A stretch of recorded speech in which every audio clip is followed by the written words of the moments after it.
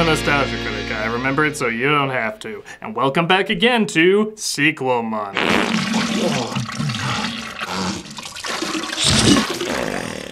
Or in this case, Squeakquel Month? No! That is not the case! I will not give in to your rodent-based puns, you unfunny bucket of toilet leavings! The Chipmunks are an interesting franchise, to say the least. That is to say, they've been around for years and nobody's really thought that much about them until their movies. The Chipmunk movies always pulled in a big amount every December when they were released. I guess people just saw them as an extra Christmas present. In the same way your cat giving you a dead mouse is technically an extra Christmas present. Though in this case I'd accept it. People started to get pissed because these movies would keep popping up, obviously having little to no effort thrown in, and yet still make enough money that their shit obnoxious faces would show up all over the place. Well, you know what? I'm sick of it. I'm sick of entertainment clearly not trying and somehow getting tons of rewards for it. So you know what? I'm gonna do the same thing.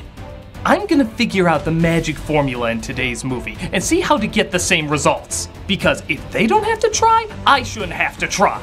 Something of value is finally gonna come out of these damn movies. I will be rewarded for my suffering. My soul is prepared. How's yours? Let's take a look. Okay, so it opens up with the Chipmunks at a concert called Save the Music. Trust me if you want to save the music, the Chipmunks are not the band you want playing there. Even dogs seem to hate them. We then see their caretaker Dave, played again by Jason Lee, reprising his role as a pair of shredded vocal cords with a human being attached. You gotta share the spotlight. Dave! It's not all about you. Yeah, where would Alvin ever get that idea in a band called Alvin and the Chipmunks? You know, for the longest time, I didn't even know they were called Simon and Theodore. I thought they were called Antha and Chipmunks. But please, continue to keep him modest. I can't hear you over the thousands of fans screaming my name. So Dave is taken down by a clumsy cardboard cutout. Sounds like a metaphor for Lee's career to me. And he's left out of most of the movie. Dave tells them that they're gonna stay with their Aunt Jackie. It's just me and my ganja. No, not that one, though. Would explain why she's seeing chipmunks. No, this character is similar to Miss Miller from the cartoon, though it's not Miss Miller from the cartoon because that means someone who made this movie would have had to actually watch the cartoon. Let's have a hug first. Get over here, you old teddy bear. I'm not really much of a hugger. It's okay, that wasn't really much of a joke. But okay, I'm catching on. Aunt Jackie is going to be the new caretaker, and there's of course going to be some comedic adjustments.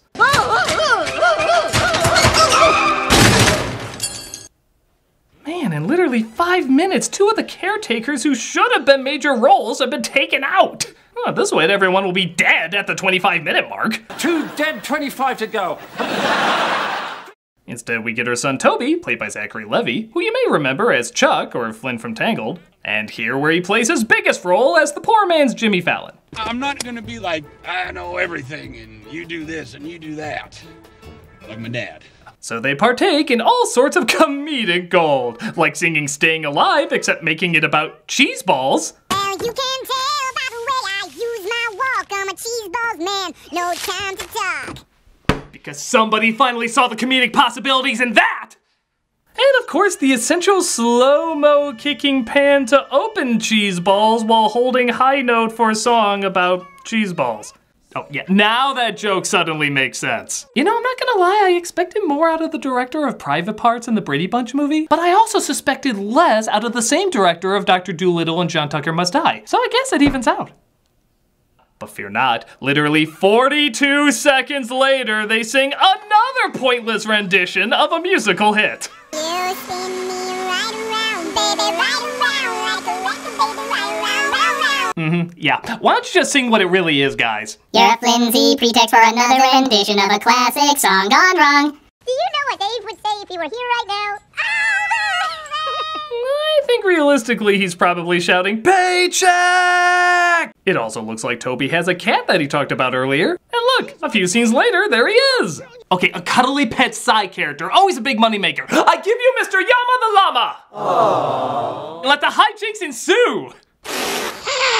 I treated you good. Hey, I don't follow it, I'm just doing what they're doing. But the film tries to punish you further by taking the one funny element from the last film, David Cross, and suck out anything that made him enjoyable. I lost everything. and it's all because of them. I will get you, Chipmunks. Again, I'm pretty sure that's an exact quote from him from Chipwrecked. But he's not the only one who gets chipped off in this movie. The Chipettes enter the film in their birthday suits. How do these flicks not have censor bars? Don't you know the 90s gave cartoon animals private parts? But what sucks most is they got some really funny voice talent behind them. Amy Poehler, Anna Faris, and Christina Applegate. These are all very funny people who are given very unfunny things to do. I'm Brittany, and this is my sister Eleanor. And I'm their sister Jeanette. Although I feel more like an Olivia, or sometimes anyway, we're the Chipettes. I haven't seen such a wasted Anna Faris performance since... Okay, a lot, but that Keanu cameo was pretty funny. What makes it even stranger is that they have almost the exact same voice as the Chipmunks. They're, I dare even say, the exact same character, just given the Tumblr treatment. Mr. Hawk? That voice, I can't get it out of my head. This trope, of course, goes back a long ways of incorporating a gender swap of a famous character, or characters. And apparently, it still equals gold. So, just as Cross is amazed that two trios of talking chipmunks came to him to start a music career and both of them seem to look and act identical to each other. I mean, like, stars fucking align, that's pretty amazing! It's abandoned to see how Alvin and the gang are getting along in high school. Look what I can do. You are the adorable. Oh, that's right, I forgot this movie comes with a note. Every time certain lines from this film are uttered, an award-winning playwright shoots himself. You might want to see how Lin-Manuel Miranda is doing. But one of the jocks is jealous of their popularity. Girls, please, private conference. We will of course obey because, I don't know, chicks? They of course don't get along, forcing the Chipmunks to fight back. Little fatty. He jiggles when I poke him. Okay. Apart from driving this movie's kill count to rival that of 2016, take a look at how they animate his face. Jiggles when I poke him. Good God! It looks like the poster to the next film, Chipseast! This gets him a trip to the principal's office. I should suspend all three of you. Please do.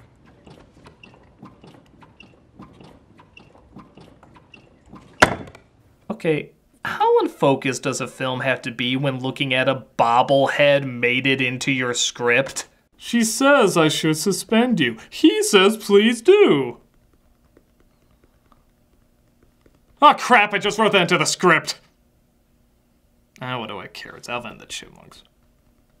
But of course, violence towards others is fine as long as the principal is a fan of your work. I just cannot believe that you're actually sitting in my office. I have all of your CDs. Promise me that you won't say anything. If the faculty ever found out about this, I could... The higher-ups don't take well to furry pedophiles. What? I mean, just a fan, just a fan. So she tells him there's a music competition where the winner gets $25,000 that they can use to save their music program. Because I guess this is the plot now. Oh, never mind, we're back to the blending in plot again. You're next, Furball. You talking to me? You talking to me? I'm the only one here, so you must be talking to me. Really? We left a pause for that joke. Oh, booyah! Dude's got hands. We can definitely use him on the team. Okay, I guess this is the plot now. It looks like Alvin is trying to be a sports star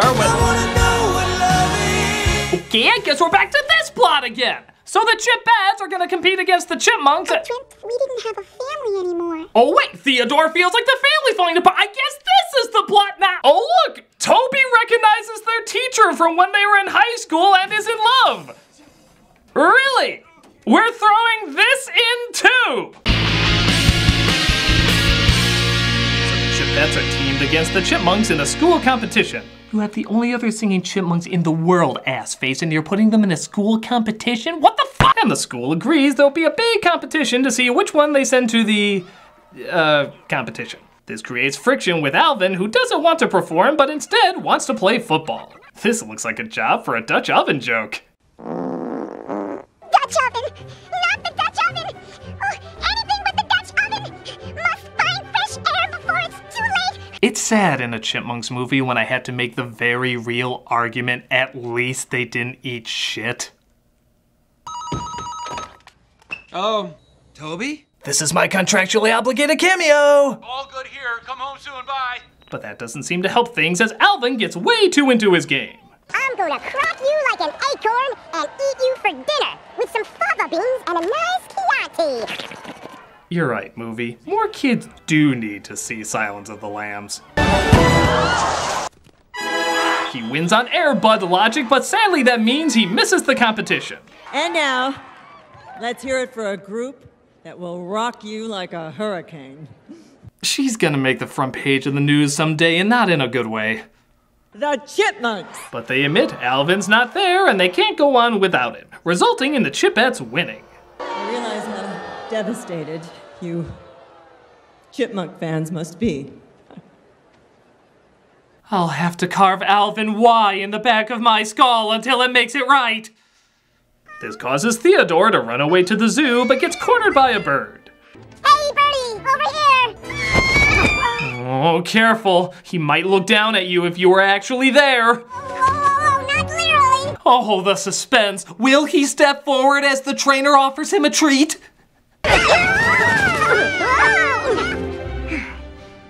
Guys, that was huge. Well, if by huge, you mean not huge. Interested? Call Ian Hawk. But a talent agency was watching a random school video, as agencies do, and decided to give the Chipettes a chance of a lifetime. Guess who's opening up for Britney Spears at the Staples Center tonight? She's at a crazy enough point where singing Chipmunks can open for her. When is the school contest? It's never about that stupid school contest.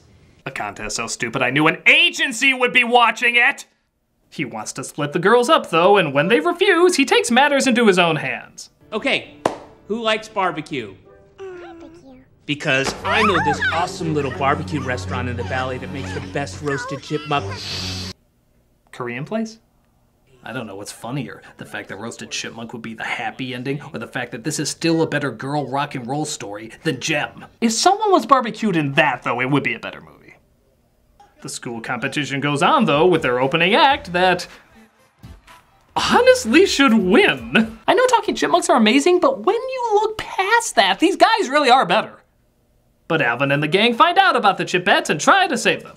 Except in the first film, when the Chipmunks were in a cage and they skipped the lame, pointless climax, this time we get the lame, pointless climax. Oh, yep, fucking pee. Ian! In the words of McDonald's, you're fired! Yes! Those will be the most memorable words that we ever take away from the Donald. I suppose when you think about it, there's, how is he tweeting about me already? I'm not even done with the joke. They say they can make it back to the school competition in time with their good friend, Digger. I'm gonna get a little help from my friend, Digger! Roger that, Alvin! Look out! Whoa! Feels like I'm back at the racetrack. Don't make me do it. Please, God, don't make me do it. Who's Digger? Digger is a character from NASCAR when shown on the Fox network. How dare you make me look up NASCAR, you monsters! Cross chases him down with a toy helicopter, because a toy NASCAR would have been too obvious, as they tried to get the remote out of his hands. I'm going for it! Grab my ankle! I got it! I got it! Way to go, Jen! Nice work, Jeanette! Good going, Jen! Because of course! This was Jeanette's story the whole time! How friggin' obvious! Here, I thought maybe, just maybe, it was about the concert, the football game, going to school, parenting, working together, egos, Toby's girlfriend, jealousy, fitting in, family values, or trusting your heart. But no! It was about Jeanette conquering her fear of heights, which has never been brought up in the entire movie until right now.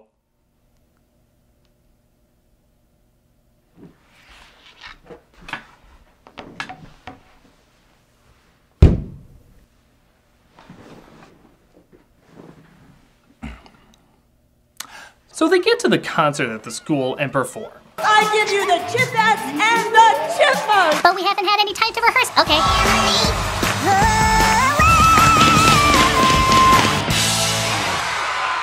It's clear that we have a winner. Yeah, the judges haven't voted yet. Of the $25,000. A lot of money to give away just on the fly. And it's West Eastman High. You know, the first act was technically a lot better. Yeah, okay, the Chipmunks win. Creepy announcer, gladly give it to creepy principal. This seems very wrong. Meanwhile, at the stadium, despite the movie pretty much promising us Britney Spears, she never shows up in the film, and instead we get this. All the single ladies, if you want to get married, have a ring, put your rings on it. Again, is this really that much different from how we've seen Britney before? I'm kind of shocked the audience could tell the difference. She's a human! Okay, 2007. So that was the Socklock. It's all over the place, not funny, boring, unimaginative, and has no focus. It's stupid, it's dumb pit.